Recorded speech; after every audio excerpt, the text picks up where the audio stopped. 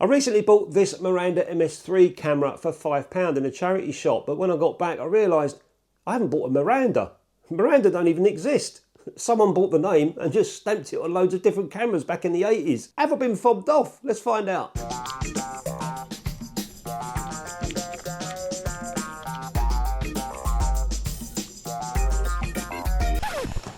So just come out with this Miranda camera. It works. Sort of. Hi guys, welcome back to my channel. You won't believe what I've got in my hand here. A Miranda camera, MS-3 from the mid-1980s. I'll tell you how I come about this camera, and I actually went out and took some photographs with it as well with some Ilford Delta 400. I'll show you the results and I'll give you a little bit of history about Miranda, which really surprised me.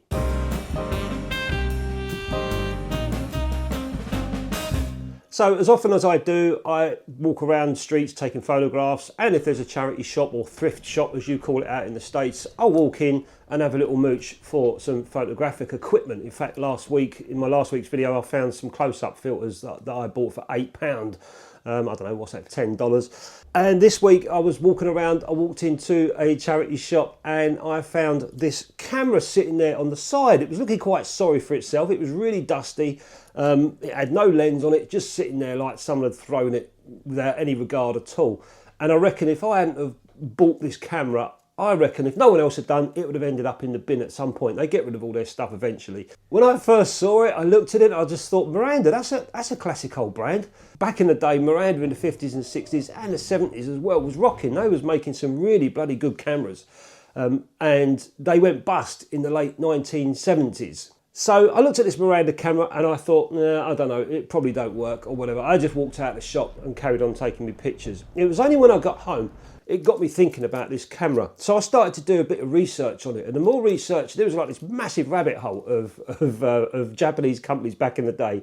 And I found out that this Miranda camera was actually made by COSINA. In fact, it was the COSINA CT-9 camera, which was introduced around about the same time. And then I started digging around about the name Miranda, and it turns out that there was a massive retail company in the UK on the high street called Dixons, and they used to sell lots of electronic equipment and cameras and camera accessories as well. But it turns out that they bought the Miranda name back in the late 70s. So anything from the late or the 1980s onwards with Miranda on was bought in by Dixons and branded Miranda with the name on it. So the unsuspecting public would walk in the shop, see a camera or a tripod or a flash gun or whatever, and think to themselves, oh wow, Miranda, that's pretty cool. And they'll buy it thinking that they're buying a real classic brand, if you like. So Dixons have now got this branded name Miranda, and they're stamping it on everything in their shop. And the MS-3 was one of them. So Dixons approached COSINA and said, look, we like the CT-9. Can you make something similar for us? We want to put Miranda on it and call it the MS-3. And this is what they came out with. And the good thing about this camera is it takes the K Mount lens, which I've got a couple of K Mount lenses for my Sinon CS camera here. So this Sinon CS, which is another Dixons plastic fantastic, this has got a couple of decent lenses with it. So I went along with my lenses and a couple of batteries, and I thought, let's go and see if this camera works. How much for this old camera, mate? I was thinking about a £5 really, because we don't know if it's working. We don't know how the shutter is going on it, or anything like that. I'll stick a couple of batteries in it, is that all right? Yeah, of course. See if it fires up. Yeah, sure. You got a penny or so? I can open this. Yeah, sure. It's a little bit cock-threaded. So I got my batteries out and I tried to get the batteries inside, but unfortunately somewhere the battery compartment was cross-threaded. I couldn't get it off. It just kept slipping. Either way I turned it, it just kept slipping around. And I was a bit gutted. I thought, oh no, I really need to get these batteries in to see if it works. So I said to the bloke, have you got a screwdriver so I could take the bottom plate off, just so I could get the battery compartment out? And he did. So I got the back plate off, I got the battery inside, put it on, and it still didn't work. I was trying everything. And it weren't coming back, it weren't coming to life anyway. And I couldn't even cock the shutter, it was stuck. So I looked a little bit more, and then I realised I looked closer at the contacts inside, and they were a little bit tarnished, a little bit messy. So I used a pair of scissors and scraped away the contacts inside. And then I put the batteries in, and it came into life. I couldn't believe it. I was really excited. I thought, wow, this camera has now started to work.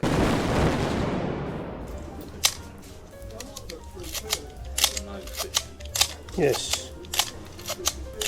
Wonderful.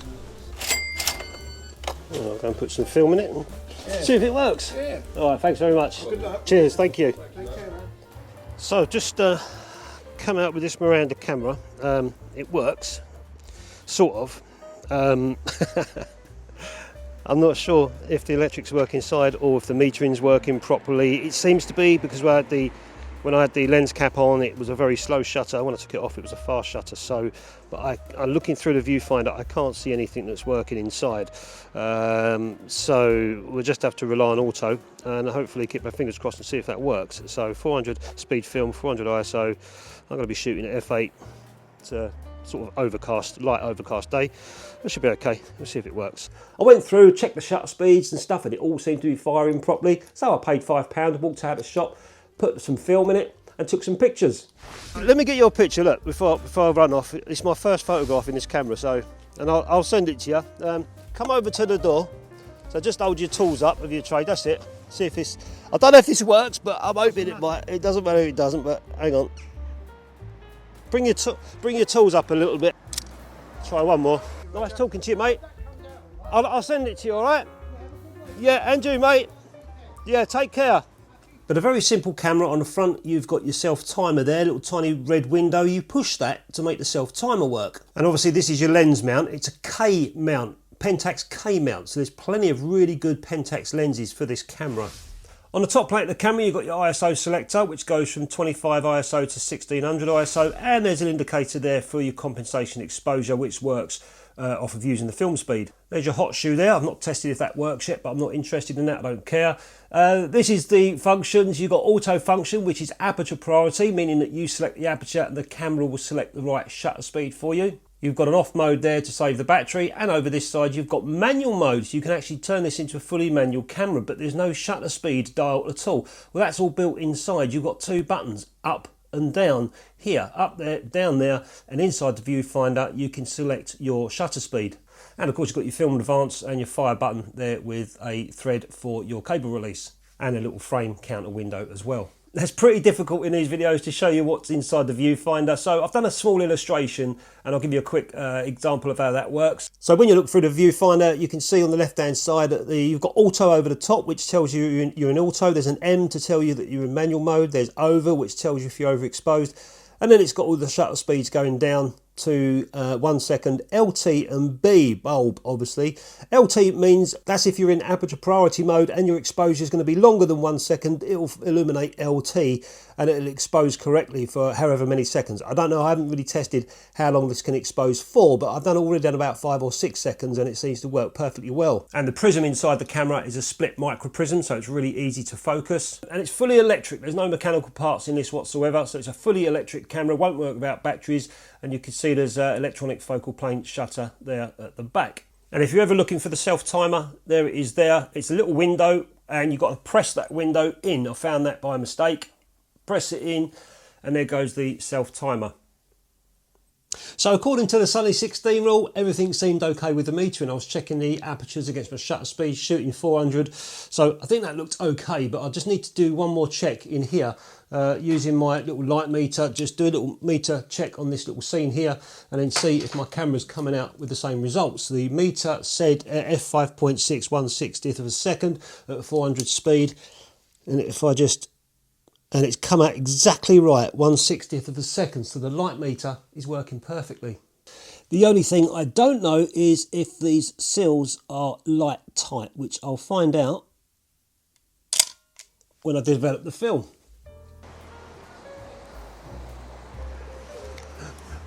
Oh! Gonna get a picture of your dog.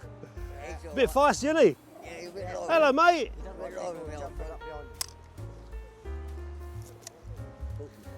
What's his name? Prince. Gotcha. You alright, chaps? Now, as long as this camera works and it fires on all the speeds and the metering's correct, all it's going to do is take the light from the lens into the camera and expose it onto the film. Everything else is going to be about the lens. I've got a couple of nice lenses here. This Chinon 50mm lens that I'm using is perfect for this camera. It's a K mount, obviously, and you know, it's a nice sharp lens, so there's no reason why I can't get nice, sharp, decent photographs from this camera. This is multi-coated lenses as well, so I can get a little bit of contrast in there. So I developed the film in Rodnall, and moreover, I was just making sure that there wasn't any light leaks. It wasn't a fantastic sunny day, so, you know, maybe it will on a really bright sunny day, I don't know, but I was checking for light leaks, and there wasn't any, so that was one good result. The next thing I wanted to check was make sure my exposures were, you know, all different. They weren't, just make sure the shutter speeds were working, and the negatives looked great. Looked like it was doing its own thing on the exposures, and it worked out well, which really made me happy. The only thing was, I noticed that the framing, the gaps in between each, for the separation between each frame, wasn't consistent. Sometimes they were very thin, sometimes they were a little bit heavier, but maybe that was something to do with me cocking the camera a little bit too fast maybe. So next time I go out and shoot this camera, just bear that in mind, and just do it a little bit slower. We'll soon see. But what a fantastic camera for the price. And if you go online, I went down the rabbit hole with this COSINA business and Miranda. And, and not only did COSINA make this for Dixons and stamp the Miranda name on, they also put one out themselves. They kept the same logo MS-3, but they put COSINA on the top and sold it internationally. And there was also a Miranda MS-1 and an MS-2 that came before this. It's the same chassis, the same electrics, everything, but maybe, you know, Dixon said, can we have a different grip, or can we have a different something going on at the back maybe, but it is the same camera. So the more I went down this COSINA rabbit hole online, just researching and seeing exactly what was going on with COSINA back in the day, back then they was making kind of budget, you know, cameras, affordable cameras for people, good quality cameras, and lenses as well. The lenses were okay, I suppose. No doubt Dixon's got those and put Miranda on them as well. But when all these plastic, fantastic, silvery cameras started to come around, I don't know if you remember that in the late 90s, the early 2000s, there was a few that might surprise you that were actually made by COSINA. And it was an Olympus OM2000 was made by COSINA. The Yashica FX3 Super 2000, that was made by COSINA. The Vivitar V300N was made by COSINA. And more surprisingly, the Canon T60 was also made by COSINA. And so too was the Nikon FE10, I think it was, and the FM10. They were made by COSINA as well. So if you've got a Nikon FE10, or it wasn't made by Nikon, it was made by COSINA, no doubt with Nikon's instructions. But then later on in the years, they went right up market. And I didn't know this, but they make Voigtlander stuff. So anything with Voigtlander on from the 2000s onwards, I would say, like this Bessa L camera, it's got Voigtlander written on it. And the lens, it was all made by COSINA.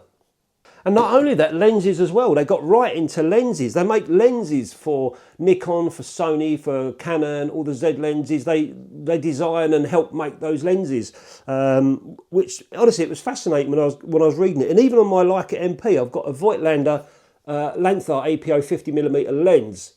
That was made by COSINA. So isn't it interesting what you find out from me walking into a charity shop, picking up this Miranda camera, which I thought was made by Miranda, and then having a little research, put me down this rabbit hole of COSINA and all these rebranded stuff. So I was really surprised. So that's just some interesting information that I found online. Whether it's 100% correct, I don't know. It's just stuff that you find, you know, online. But it's neither here nor there. What a fantastic buy this little camera was. If you can find one of these guys, and there's also a few other different, the exactly same chassis, the same camera with different names on it. I'll put a list on for you to see. So if you are interested in getting one of these and you can't find a Miranda MS-3, there'll be the same camera in another branded name. You know, I'm really glad that I salvaged it, because I reckon it would have ended up in the bin if those charity shop guys hadn't have sold this. It wouldn't have stayed there for months on end. They would have just had a change around, threw it in the bin, thought no one wants it. So I've managed to salvage this